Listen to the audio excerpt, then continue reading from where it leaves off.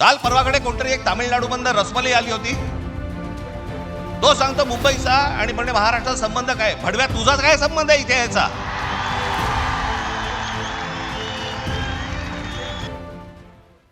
ये महाराष्ट्र नवनिर्माण सेना यानी मनसे के अध्यक्ष राज ठाकरे हैं, जिन्होंने तमिलनाडु बीजेपी उपाध्यक्ष अन्नामलाई का नाम बिगाड़ा और उन्हें रसमलाई कहा है.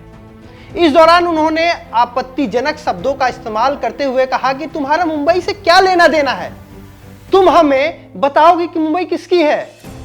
वो यही नहीं रुके, लुंगी पुंगी बोलकर एक बार फिर मराठी बनाम तमिल विवाद को जन्म दे दिया है, जिसकी शुरुआत साल 1960 में हुई थी. आज ज्ञान का पिटारा खुलेगा और दिखाएंगे कि ये लुंगी पुंगी वाला विवाद कब, कैसे और किसने शुरू किया था. नमस्ते, मेरा नाम है ब्रजेश तिवारी और आप देख रहे हैं ज्ञान का पिटारा.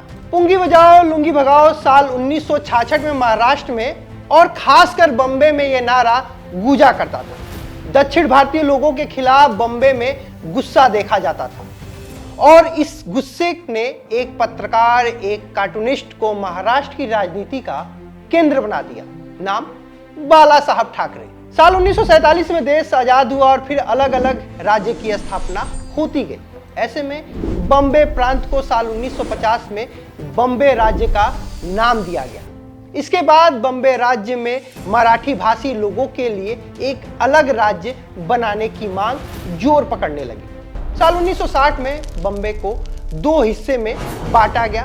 फिर बने दो राज्य, गुजरात और महाराष्ट्र. बम्बे ना सिर्फ महाराष्ट्र की राजधानी बनी बल्कि देश की आर्थिक राजधानी भी बन गई. ऐसे में दक्षिण भारतीय लोग काम की तलाश में बम्बे आते थे.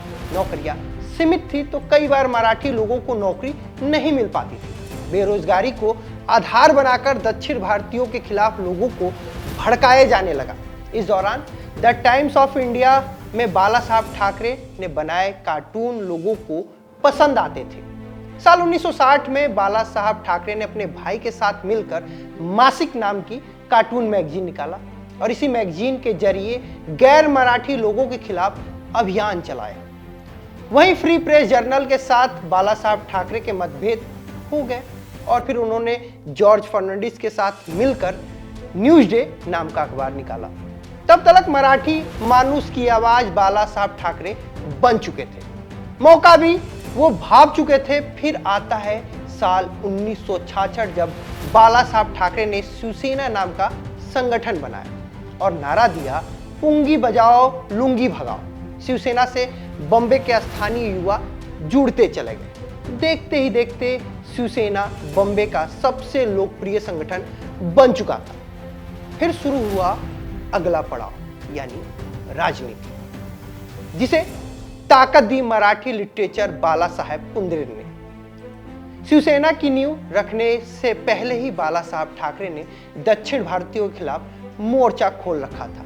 लेकिन बदलते दौर के साथ महज 4 साल बाद ही बाला साहब ठाकरे ने हिंदुत्व का मुद्दा उठाना शुरू कर दिया, जिसमें बाला साहब ठाकरे को मुंबई की राजनीति का केंद्र बना दिया. एक वक्त तो ऐसा था जब मुंबई में बाला साहब ठाकरे की इजाजत के बिना कोई पत्ता तक भी नहीं हिलता था. साल 1989 में बाला साहब ठाकरे ने सामना नाम का अखबार शुरू किया, जिसमें शिवसेना की विचारधारा वाली खबरें छपती थी. दक्षिण भारतीयों का मुद्दा छोड़कर हिंदुत्व का मुद्दा उठाने वाली शिवसेना के लिए भी बीजेपी गठबंधन की मुफीद साथी साबित हुई, क्योंकि तब तक बीजेपी ने राम मंदिर के मुद्दे को भुनाना शुरू कर दिया था. वैसे तो बीजेपी का जन्म जनसंघ से हुआ, लेकिन देखा जाए तो साल 1980 में बीजेपी का गठन हुआ था.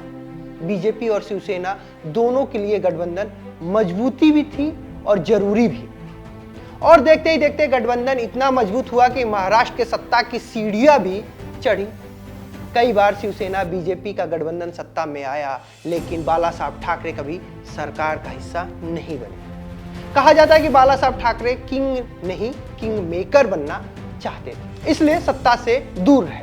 17 नवंबर 2012 को बाला साहब ठाकरे का निधन हो गया, लेकिन उनके निधन से 6 वर्ष पहले यानी साल 2006 में बाला साहब ठाकरे को उस वक्त झटका लगा जब उनके भतीजे राज ठाकरे ने शिवसेना छोड़ दी और नई महाराष्ट्र नवनिर्माण सेना बनाई। इस दौरान राज ठाकरे और उद्धव ठाकरे के बीच तनाव देखने को मिला था।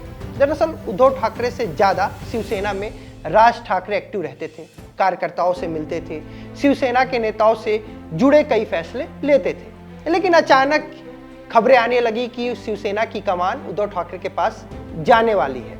इसी बात से नाराज होकर राज ठाकरे ने शिवसेना छोड़ दी। पहले बाला साहब ठाकरे ने दक्षिण भारतीयों को निशाने पर लेकर शिवसेना की नींव मजबूत की, फिर आगे चलकर उत्तर भारतीयों को, खासकर बिहार और उत्तर प्रदेश के लोगों के खिलाफ मोर्चा खोला। जब राज ठाकरे ने शिवसेना छोड़ी और महाराष्ट्र नवनिर्माण सेना बनाई तो खासकर उत्तर भारतीयों का विरोध किया। लेकिन जिस तरह बीजेपी के उपाध्यक्ष अन्नामलाई पर राज ठाकरे ने निशाना साधा है, उसे देखकर लगता है कि राज ठाकरे बिल्कुल बाला साहब ठाकरे के शुरुआती दिनों में वापस जाना चाहते हैं। तो कैसा लगा आपको ये एपिसोड, कमेंट करके जरूर बताएं और हाँ, शेयर और लाइक करना ना भूलें। अभी के लिए फिलहाल इतना ही। एक बार फिर हाजिर होंगे और खोलेंगे ज्ञान का पिटारा। नमस्कार। This video is sponsored by Ram Ram Group of Companies, co-sponsored by Nature House and Bhaiya Ji Silver Coated Ilachi.